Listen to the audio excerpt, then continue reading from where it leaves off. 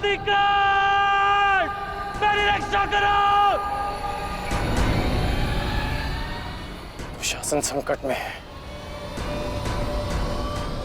सत्यसेन, रथ को दुशासन की ओर लो, शीघ्र।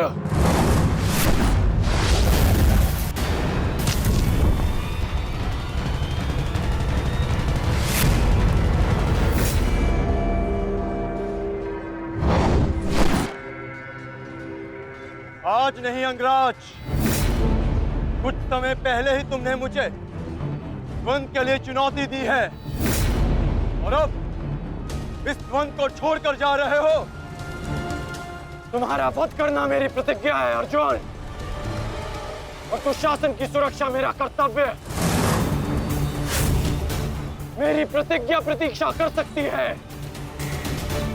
किंतु मेरा कर्तव्य नहीं। तुम जा सकते हो अंगराज, इस द्वंद को समाप्त करो और चले जाओ, किंतु इससे पूर्व ना तुम यहां से जा सकते हो और ना ही मैं तुम्हें यहां से जाने दूंगा। तो ठीक है अर्जुन, चलो आज इस द्वंद को समाप्त करें। आप जानते हैं माधव कि भले ही मेरे पास वास्तविक शक्ति नहीं, परंतु तब भी मैं इस द्वंद को एक बाण में समाप्त कर सकता हूं। मैं आपको वचन देता हूं कि युद्ध के दौरान मेरा आह्वान करने पर मैं आपके बाण पर बैठूंगा, और जिस शत्रु पर भी आप मेरा संधान करेंगे वो जीवित नहीं रहेगा।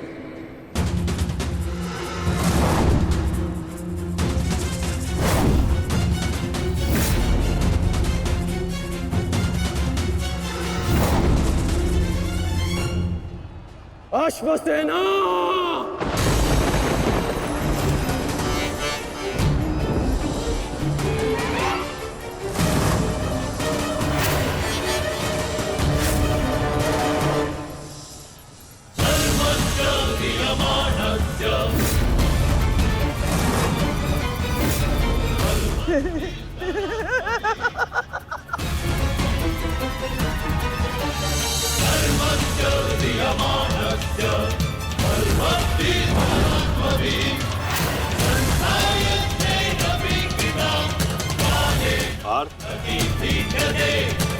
नागराज तक्षक के सेनापति अश्वसेन बाण पर बैठकर प्रहार करने वाले अपना प्रतिशोध पूर्ण करने के लिए पांडव प्रस्थ के दहन के प्रतिकार के लिए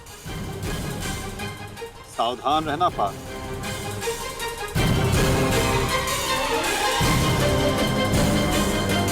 जाओ अश्वसेना, अर्जुन का वध कर अपने ऋण से मुक्त हो जाओ।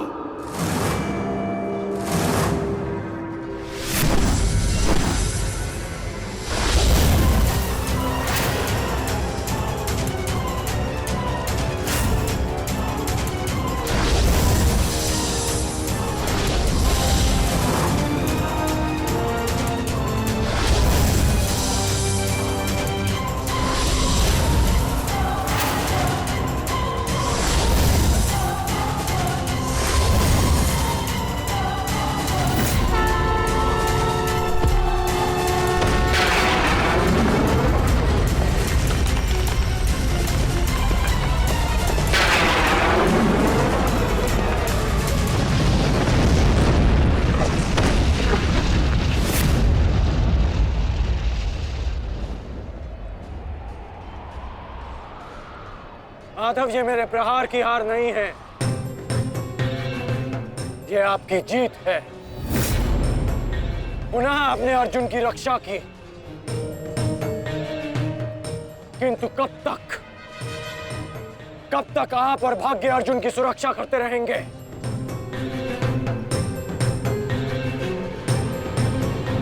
पार्थ,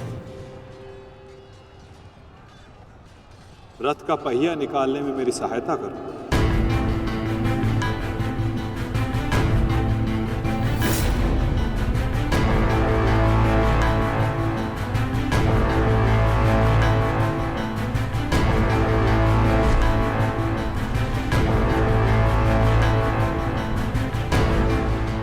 स्वीकार कीजिए अंगराज, यही अवसर है। अपनी प्रतिज्ञा पूर्ण कीजिए। मैं निशस्त्र पर प्रहार नहीं करता सत्यसेन, चाहे वो किसी भी पक्ष का हो। इससे योद्धा की कायरता सिद्ध होती है। धनुष उठाओ पार्थ, बाण संधान करो।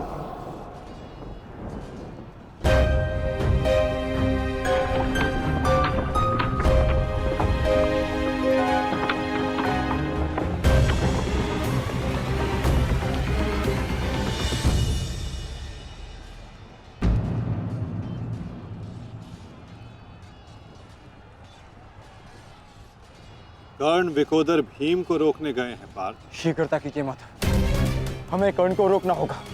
अंगराज, कर्ण को रोकने के लिए हमें उनके पीछे जाने की आवश्यकता नहीं है पार्थ। यदि उनको रोकना है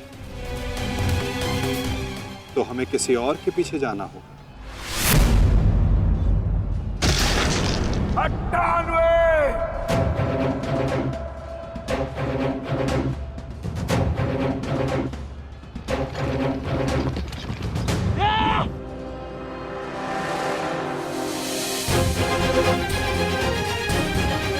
मामा श्री, मेरी रक्षा कीजिए।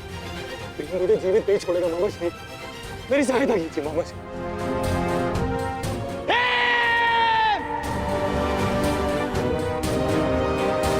दुशासन,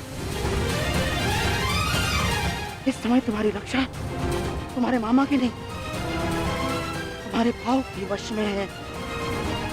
जितनी गति से हो सके भाग जाओ। भाग जाओ, भाग जाओ दुशासन।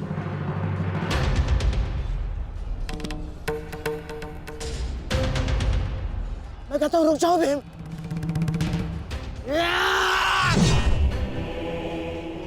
और मैं कहता हूं मेरे सामने मत रुकना मामाश्री। आपका अंत करने की प्रतिज्ञा मेरी नहीं, मेरे अनुज सहदेव की है। परंतु आज आपने मेरे प्रतिज्ञा के मध्य आकर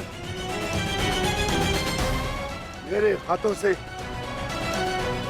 अपना अंत निश्चित करवा लिया है।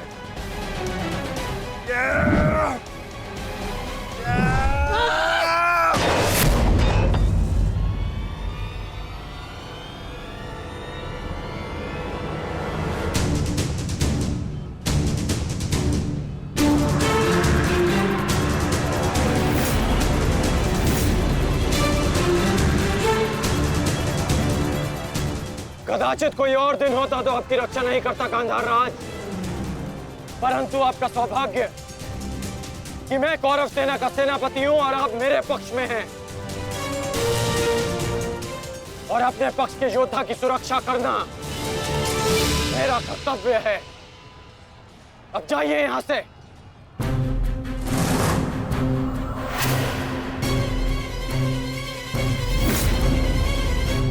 नहीं करण, अभी नहीं, चेतावनी देता हूं। मेरे प्रतिज्ञा के बीच में से हट जाओ। कहीं ऐसा ना हो कि मेरे अनुज का अधूरा द्वंद मैं पूरा कर दूं। हट जाओ मेरे मार्ग से। इस समय हम दोनों एक दूसरे के मार्ग में नहीं, हमारी प्रतिज्ञा एक दूसरे के समक्ष खड़ी है।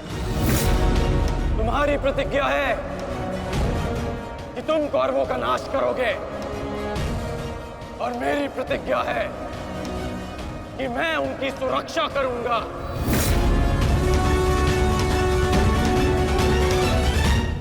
हम दोनों में से किसी एक को तो अपने मार्ग से हटना होगा भीम, और इसका परिणाम केवल द्वंद से निकलेगा। तो आ जाओ भीम।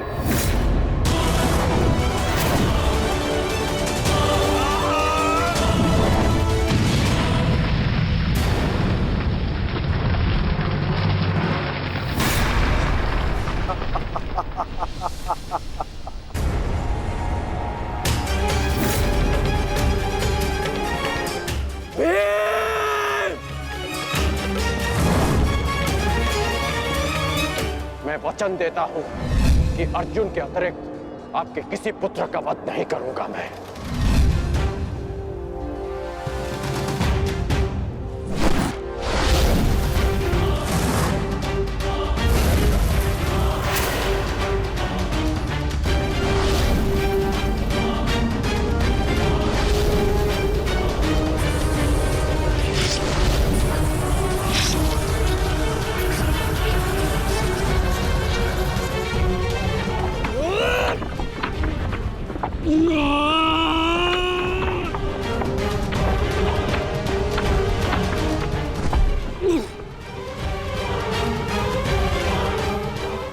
सत्यसेन!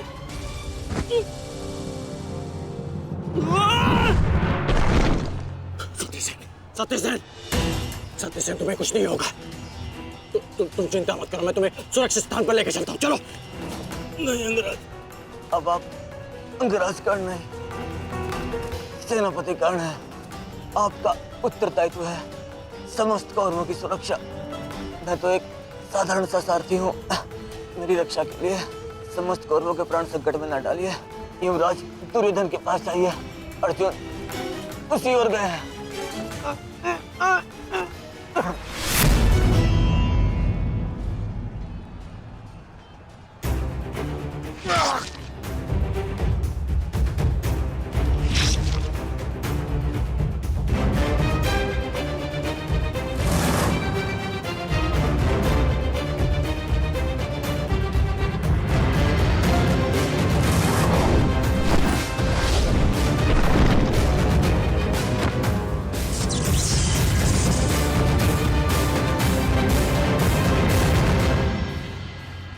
एक प्रतिज्ञा ने तुम्हें बचा लिया भीम। इस पाश से बाहर निकलने का जितना प्रयास करोगे वो तुम्हें उतना ही जकड़ेगा। अपने प्राण बचाना चाहते हो तो अधिक प्रयास मत करना,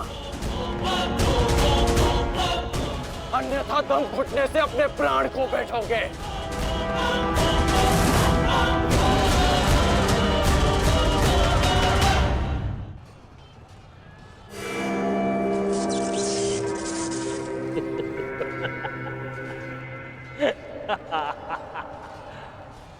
वाह विक्रोधर, वाह क्या दृश्य! मुझे उस सभा का स्मरण हो गया जब मैं पांचाली को घसीट कर लाया था। दुशासन! क्रोध आ गया भीम, क्रोध! क्षमा करना भीम, क्षमा करना कि तुम्हारी भाभी को नहीं, तुम्हारी अर्धांगिनी को। इस समय तुम्हारी अर्धांगिनी है या भाभी? एक एक माह बांट कर रखा है या फिर एक एक वर्ष? ठीक कहा था अंगराज, उचित कहा था। वैश्या, वैश्या! मन करता है अपने ज्येष्ठ का प्रतिशोध लेने के लिए उस पांचाली का जहां कुरुक्षेत्र में वस्त्राहरण करूं, विक्रोधर बार बार वस्त्राहरण करूं।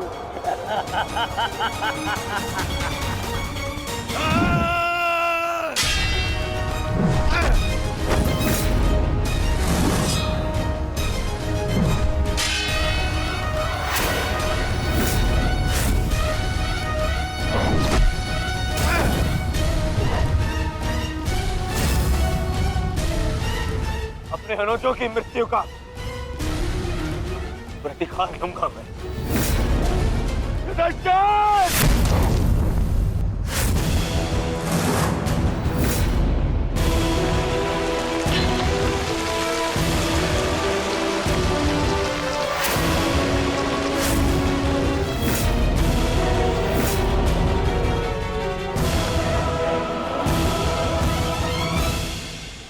तुम भूल रहे हो दुर्योधन, इस पांडव का एक अनुज भी है और उसका नाम है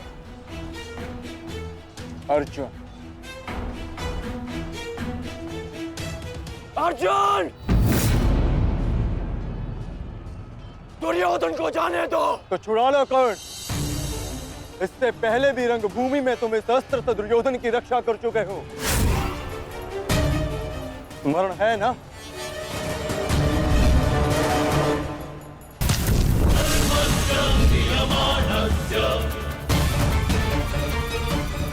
किंतु आज इसकी रक्षा कोई नहीं कर पाएगा और तुम्हारे बाणों को मैं इसकी रक्षा करने नहीं दूंगा।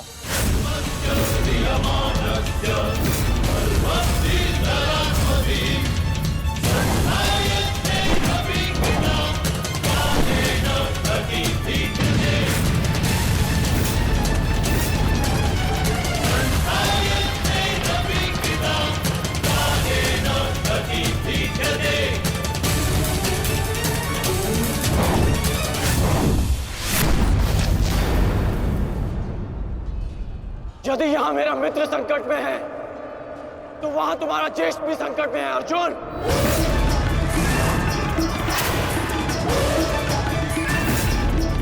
और निर्णय तुम्हारा है। अपने ज्येष्ठ के प्राण बचाओ या उसके दम घुटने की प्रतीक्षा करो। क्या करोगे अर्जुन? सेनापति का रक्षा करो।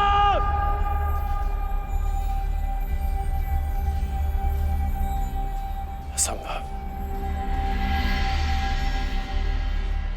भीम तो बंधन में बंधा है, फिर दुशासन क्यों चीख रहा है?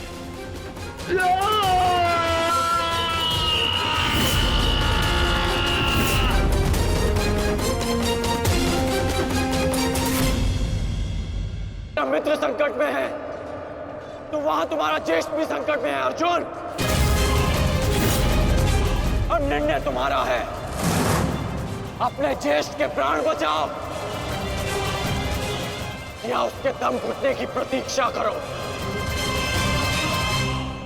सेनापति का रक्षा करो।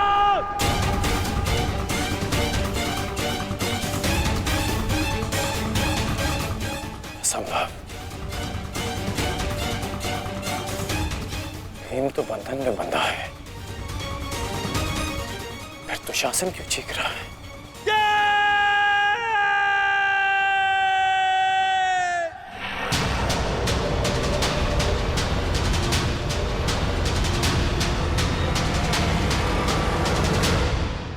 तुम ये सोच रहे हो ना कर्ण कि विकोदर भीम तुम्हारी पाश से कैसे निकल गए?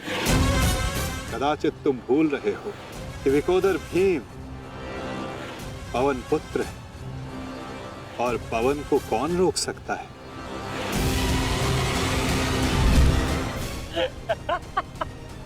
वाह रे वाह कुंती पुत्र हो, पवन पुत्र। बस इतना ही बल है तुमने। बुलाओ बुलाओ अपने भाइयों को यहाँ।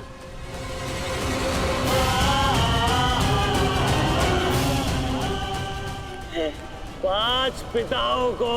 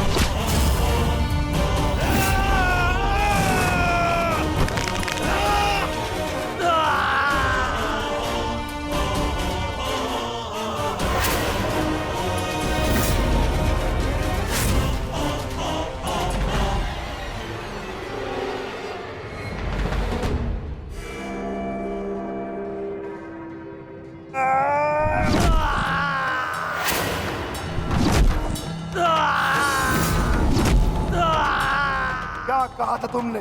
आज फिर से पांचाली का वस्त्रण करेगा? मैं आज और इसी क्षण तुम्हारे प्राण हर लूंगा, घृणित दुशासन।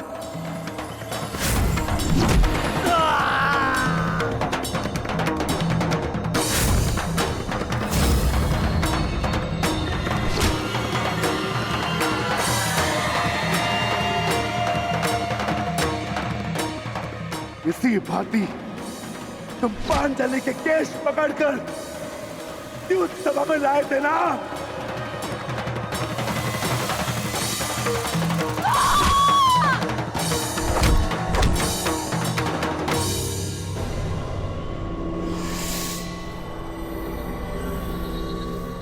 बुला दुशासन, बुला बुला अपने उस ज्येष्ठ भ्राता को जिसके कारण आज तेरी यह दशा हुई है।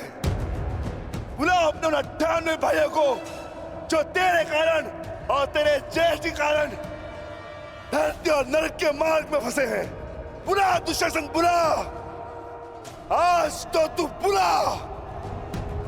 तुझको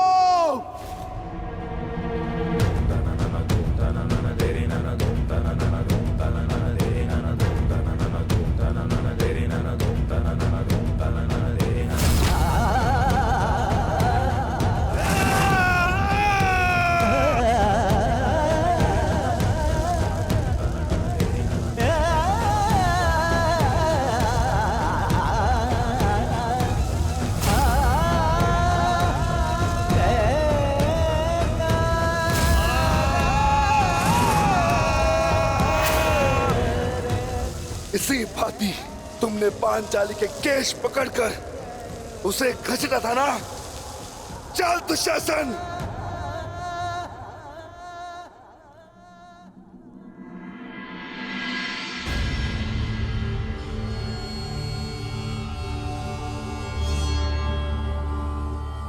प्रणिपात माता, पिताश्री ने आपको कुरुक्षेत्र में प्रस्तुत होने का आह्वान दिया। आशा करती हूँ वृकोदर, युद्ध समाप्त होने के पश्चात आपकी पत्नी पुनः अपने केश बांध सकेगी। मुझे विश्वास है पांचाली, इस आने वाले युद्ध में मैं वृकोदर भीम उस दुशासन की छाती फाड़कर उसके छाती के लहू से तुम्हारे केश सींच पाऊंगा।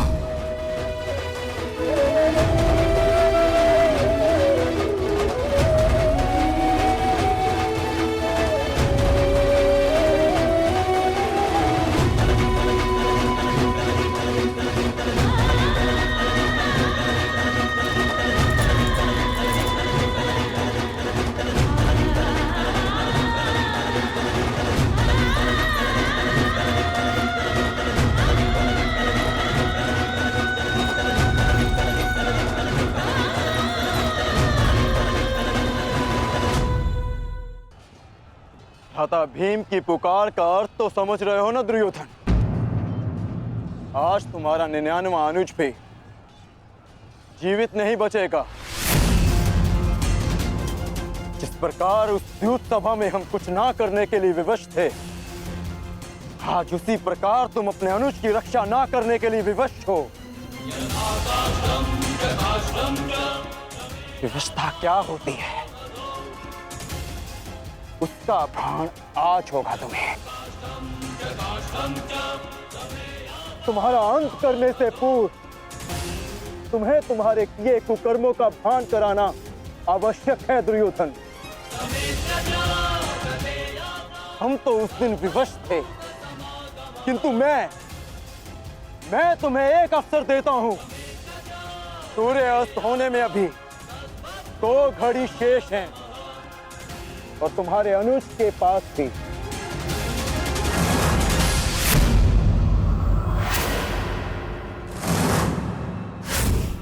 जाओ, बचा सकते हो तो बचा लो अपने अनुज को।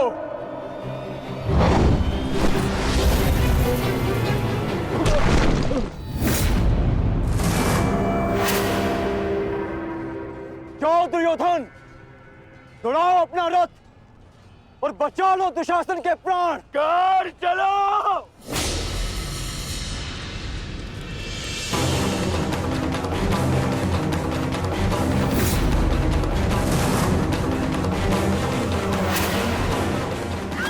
मान रखना कौन, आज किसी के रथ का वेग भ्राता भीम के प्रहार से अधिक शक्तिशाली नहीं होगा। आज पांचाली के अपमान का प्रतिकार लेने से कोई नहीं रोक सकता भ्राता भीम को।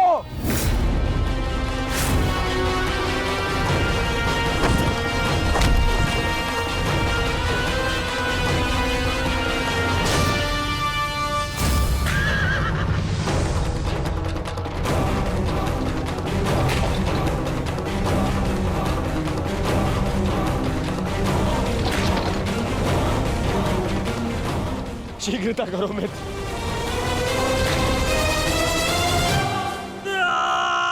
चीखो दुशासन चीखो, इतना चीखो कि अंधा युग तुम्हें सुन तो सके कि जिन्हें द्रौपदी का क्रंदन दिखाई ना दिया उन्हें तेरा ये रुदन सुनाई तो दे। चीखो दुशासन कि संसार को संदेश मिले कि क्यों किसी स्त्री का अपमान नहीं करना चाहिए। एक नारी के टूटे हुए दर्प के टुकड़े जब छाती में चुभते हैं तो कैसा लगता है। गति बढ़ाओ मित्र, मेरा अनुज संकट में है।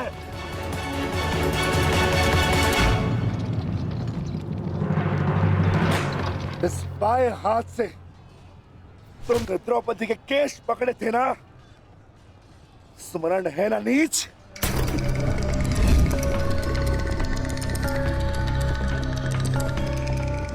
तुमने पांचाली का नहीं समस्त नारी जाति का अपमान किया है। आपको तुम्हारे धड़ पर रहने का कोई अधिकार नहीं।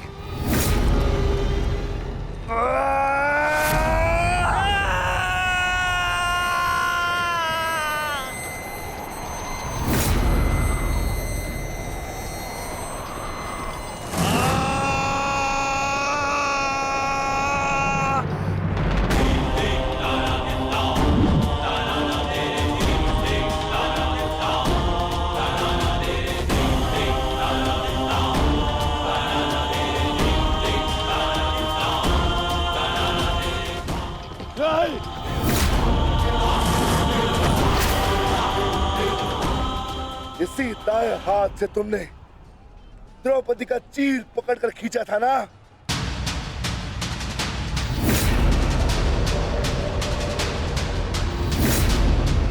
अब चीर क्या, तुम लीर भी नहीं खींच पाओगे।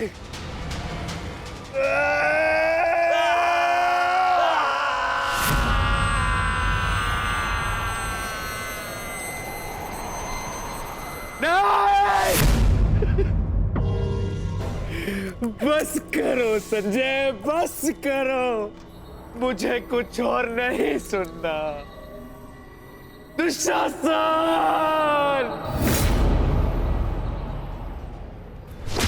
इसी छाती को पीट पीट कर तुमने पुरुषार्थ का ढोल पीटा था ना, अपने पुरुष होने का दम भरा था ना। अब मैं पीटता हूं तुम्हारी छाती।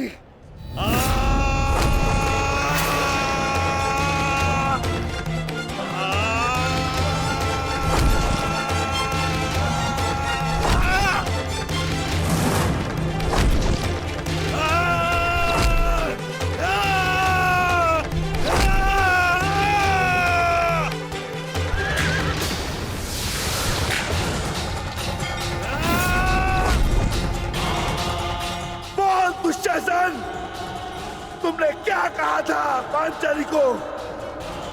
बोल, तुमने क्या कहा था पांचाली को? वैश्या! बोल दुशासन, फिर से बोल।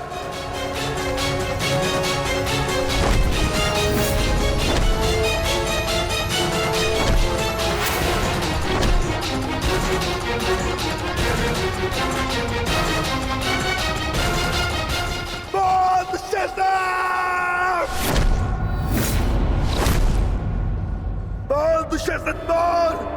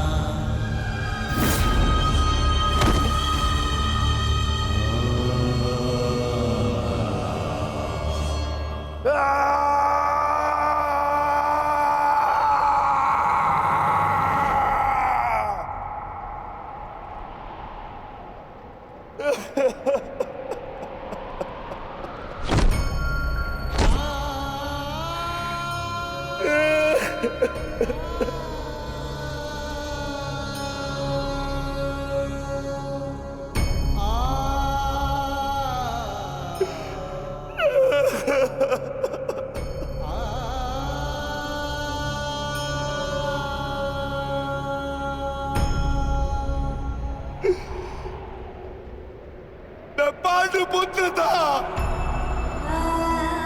मैं देवपुत्र था।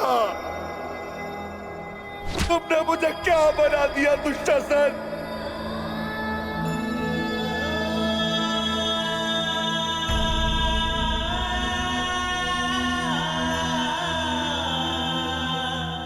तुमने मुझे पशु बना दिया, तुमने मुझे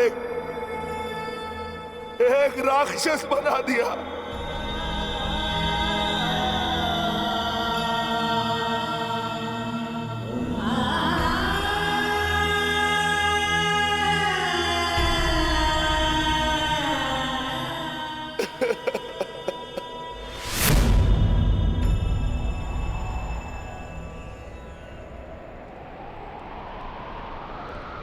मैंने अपनी प्रतिज्ञा पूर्ण की पांचाली, परंतु मेरे प्रश्न का उत्तर पूर्ण नहीं हुआ। क्यों मुझे ऐसे युग में जन्म लेना पड़ा जहां मुझे अपने ही भाई के रक्त से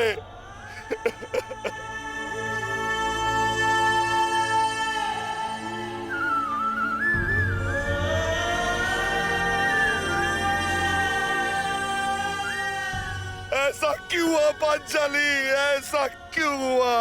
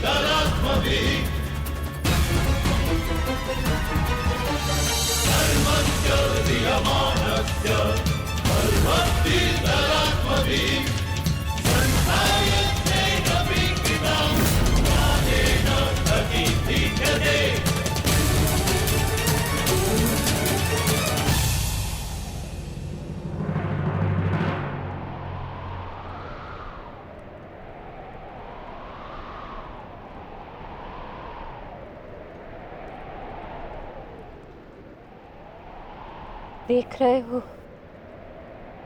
युवराज दुर्योधन,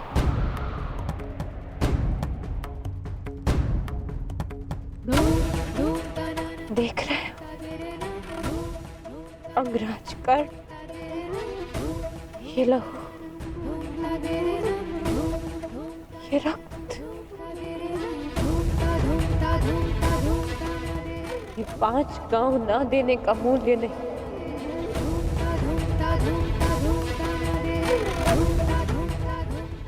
ये पंचभूत से बनी सृष्टि के सबसे बड़े सृजन, स्त्री के अपमान, उसे यातना देने का मूल्य।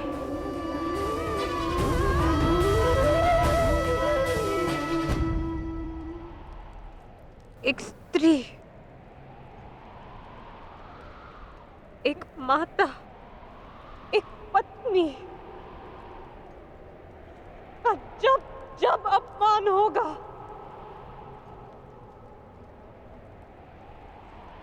तब तब ऐसा दृश्य दोहराया जाएगा।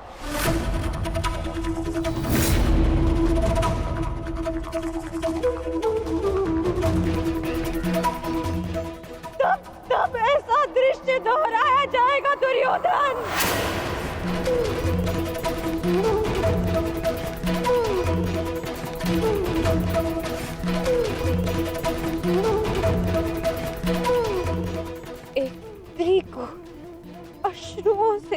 स्नान कराने का मूल्य रक्त स्नान से चुकाया जाएगा। आज मेरी पीड़ा कम नहीं हुई है, और बढ़ गई है।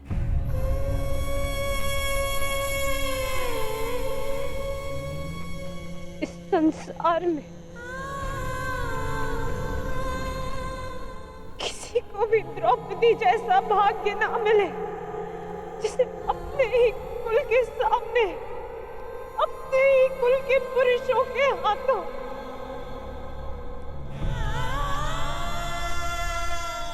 अपमान सहना पड़ा और अपने ही कुल के वंशजों के रक्त से स्नान करना पड़ा।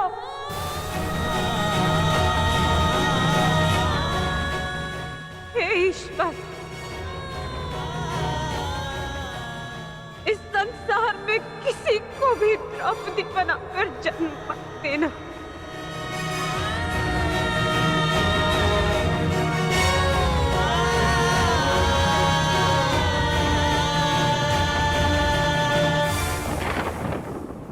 आपके लिए अपने प्राण देकर प्रसन्नता होगी मुझे, क्योंकि मेरे माता पिता ने आज तक मेरा मुख नहीं देखा, और मेरे लिए आप ही मेरे पिता और आप ही मेरी माता हैं।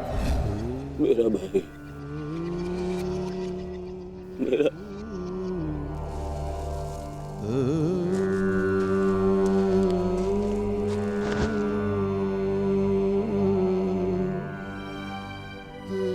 दुशासन,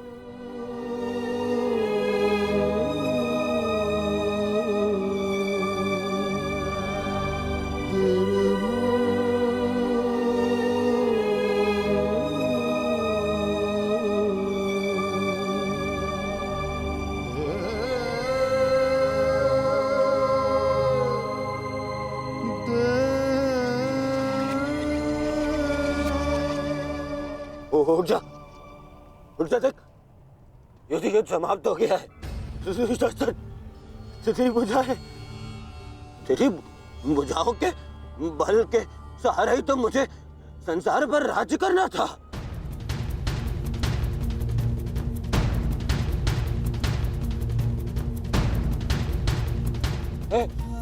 हे दुशासन, मेरा अनुज नहीं, तेरी आंखें का तू अनुज, मुझे यूं अंधकार में छोड़कर मत जा अनुज। मैं हमारे पिता के भांति अंधा हो जाऊंगा, अंधा हो जाऊंगा। चलो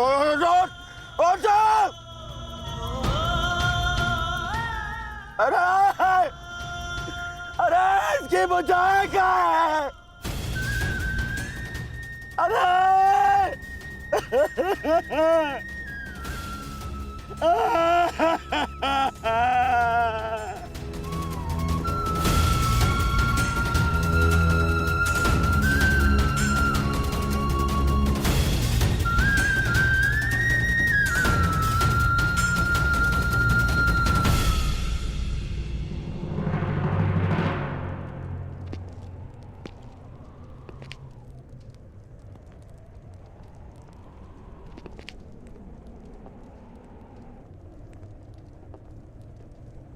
कदाचित तुमने अपने अनुज दुशासन की भुजाओं के बल से ये संसार जीतना चाहा होता दुर्योधन। नारायणं नमस्कृत्य नरं चैव तो आज सारा संसार तुम्हारा दास होता, किंतु नहीं, तुमने इसकी भुजाओं के बल से एक स्त्री का वस्त्र हरण करना चाहा दुर्योधन। कदाचित तुमने इसकी दुर्जयता के बल से तीनों लोकों पर शासन करना चाहा होता दुर्योधन, तो आज तुम्हें वो भी मिल जाता। परंतु नहीं, तुमने ऐसा नहीं किया दुर्योधन। तुमने अपने अनुज दुशासन के मन में कुटिलता और कुचक्र का षड्यंत्र रच दिया। कदाचित तुमने अपने नेत्रों को उचित मार्ग दिखाया होता दुर्योधन, परंतु तुमने अपनी उन आंखों से महाविनाश का स्वप्न देखा।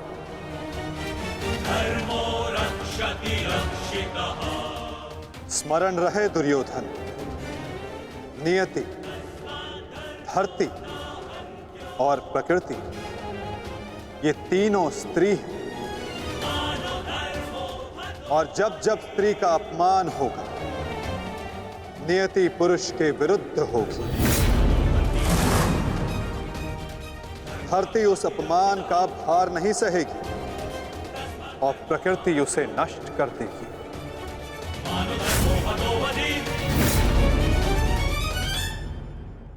क्यों खेला तुमने जुआ दुर्योधन?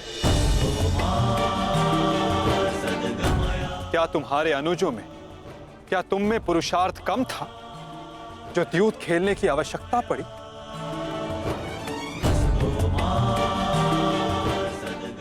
इसी द्यूत के कारण एक स्त्री पहले अपने ही अश्रों में नहाती है और अब अपनों के ही रक्त से।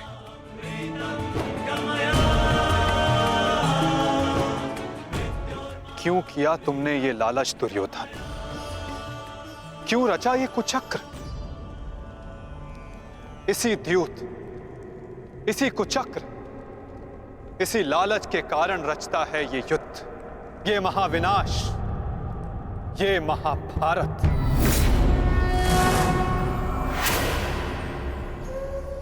क्यों आज एक भ्राता को अपने ही अनुज के रक्त को पीना पड़ा और दूसरा आज स्वयं के रक्त में लथपथ है? स्मरण रहे, जो हाथ स्त्री की लाज, उसके मान के रक्षण के लिए, यदि वो हाथ स्त्री की लाज उतारने का दुस्साहस करेंगे, उसका मान भंग करने का दुस्साहस करेंगे, तो उन हाथों को धड़ से अलग कर दिया जाएगा।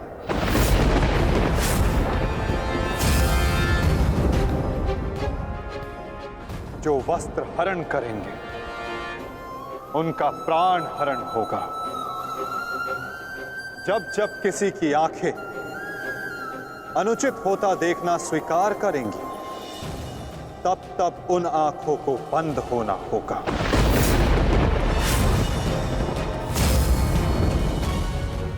यही नियति है, यही प्रारब्ध है और यही है इस महाभारत का कारण और निवारण।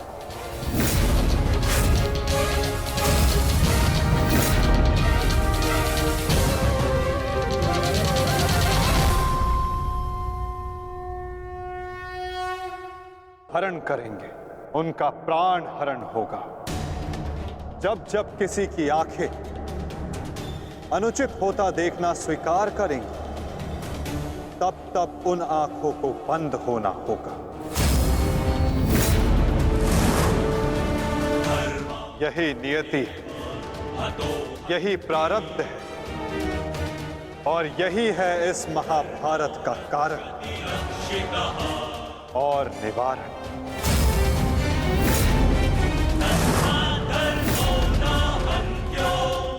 अधर्म की ओर धर्म के बढ़ते बाणों को रोकने का प्रयास करने वालों को बाणों की शैया पर विश्राम करना होगा। जो अधर्म की आज्ञा पर शीश झुकाएंगे, उन्हें स्वयं का शीश कटाना होगा।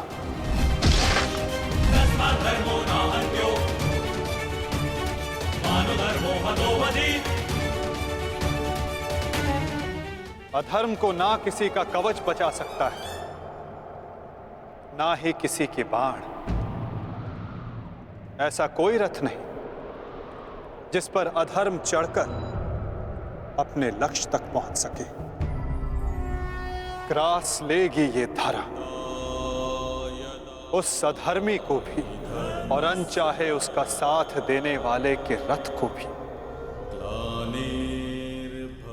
जो एक झूठे वचन के लिए सत्य के चक्र के समक्ष आकर खड़ा होगा, उसे स्वयं सत्य के चक्र के साथ धंसना होगा।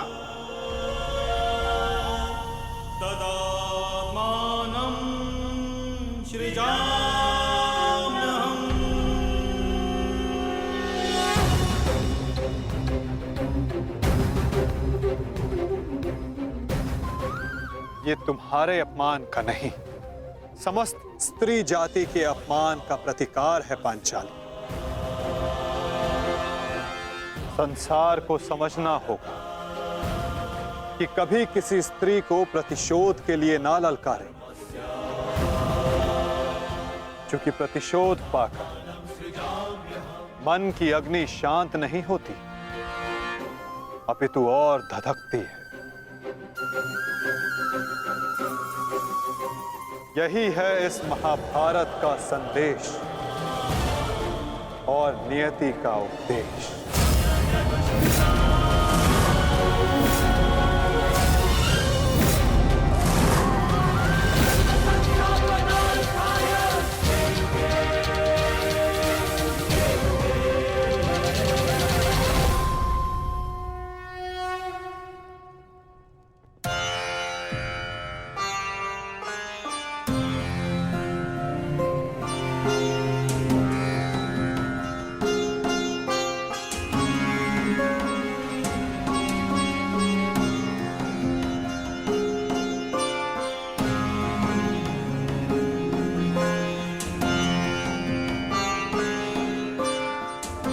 अपने आप को संभालो मित्र, एक योद्धा को रोकर विदा नहीं करते।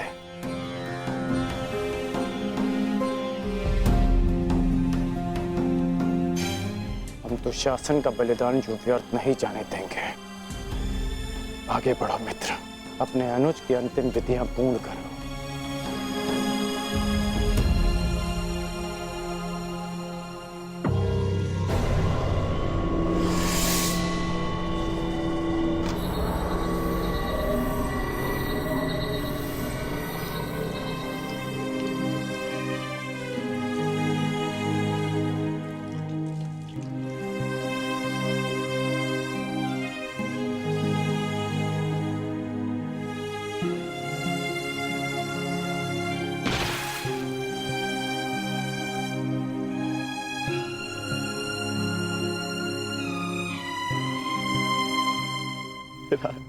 अच्छा, प्रेहि प्रेहि पतिभिः पूर्वैर्भिर्यत्रा न पूर्वे पितरपर्युः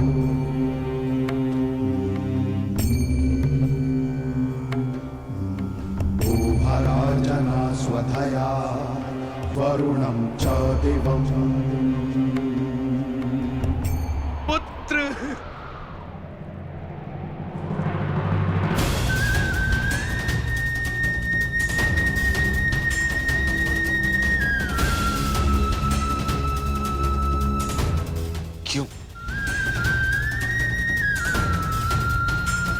कैसे कैसे होने दिया तुमने ये? तुम्हारा अनुज तुम्हारा उत्तरदायित्व था, उसकी रक्षा कैसे ना कर पाए तुम? मैं नेत्रहीन हूं पुत्र, परंतु ऐसा प्रतीत होता है जैसे किसी ने मेरा एक नेत्र छीन लिया है।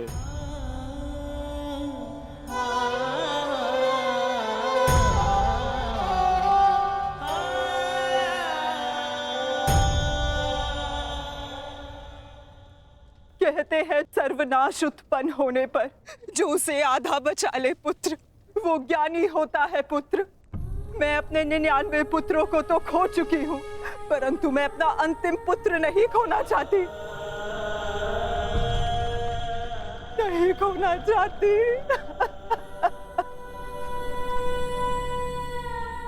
बंद कर दो ये महाविनाश दुर्योधन, और लौट चलो। किसी को तो रहने दो जो हमारा पिंड दान कर सके।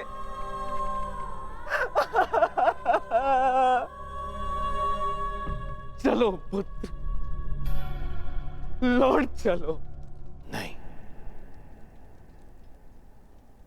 अब इस युद्ध को रोका नहीं जा सकता।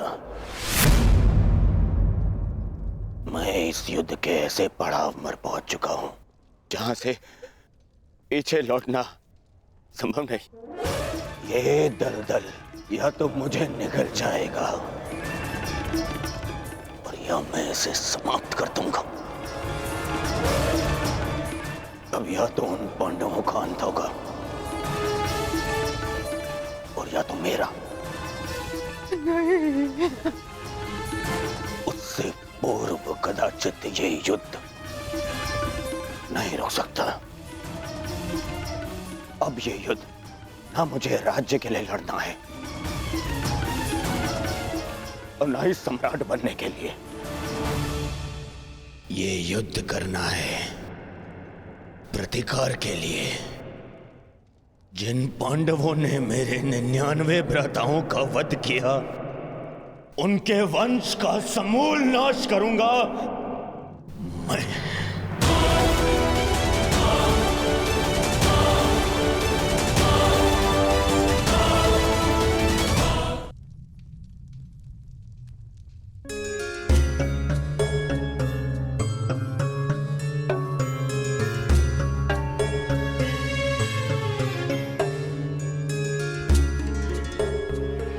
किस चिंतन में डूबे हो युधिष्ठिर?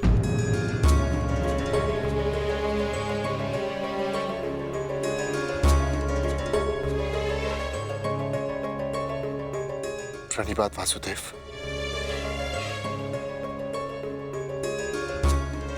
तुमने मेरे प्रश्न का उत्तर नहीं दिया युधिष्ठिर। हाँ वासुदेव, मेरा मन अशांत है। बुद्धि पर जैसे भ्रम की धूल से जमी है। समझ में नहीं आ रहा है वासुदेव कि इस महायुद्ध से हमें क्या प्राप्त होगा। आश्चर्य, धर्मराज के मन में ऐसा असमंजस। वासुदेव, मैं आपसे निवेदन करता हूं कि मुझे धर्मराज कह के मत पुकारिए।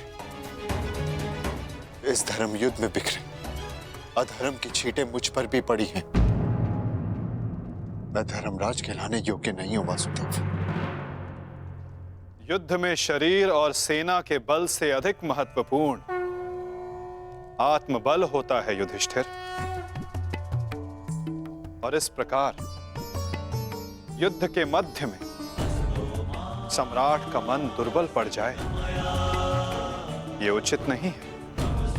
तुम ये मत भूलो युधिष्ठिर कि ये महायुद्ध केवल तुम्हारा नहीं है, ये संपूर्ण भारतवर्ष की उस प्रजा का भी है जो न्याय चाहती है, जो अधर्म से मुक्ति चाहती है, जो तुम्हें हस्तिनापुर का योग्य उत्तराधिकारी मानते हैं,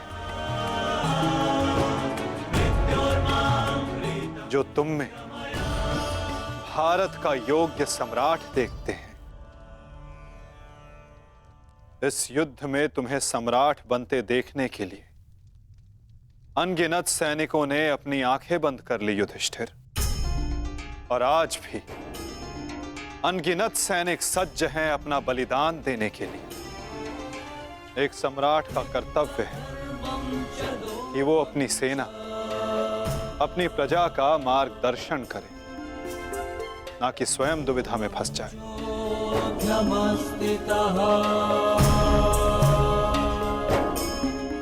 किंतु प्रश्न ये है कि सम्राट के मन में ये प्रश्न आया क्यों?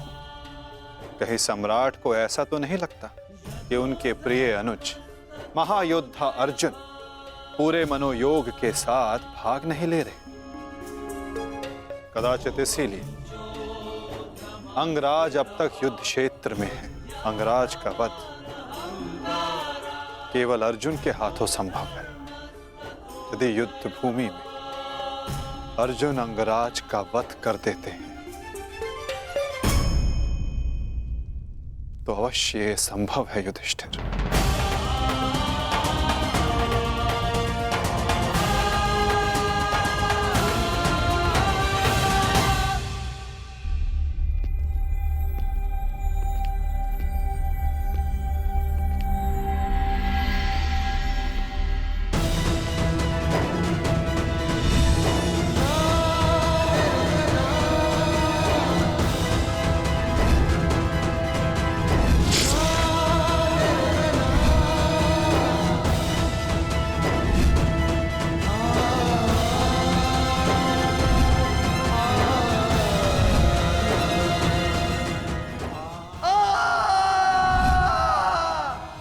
मैंने जीवन भर परिवर्तन के लिए संघर्ष किया, क्योंकि जब भी मैंने ऐसा किया तो मैंने लोगों की आंखों में आशा की किरण देखी।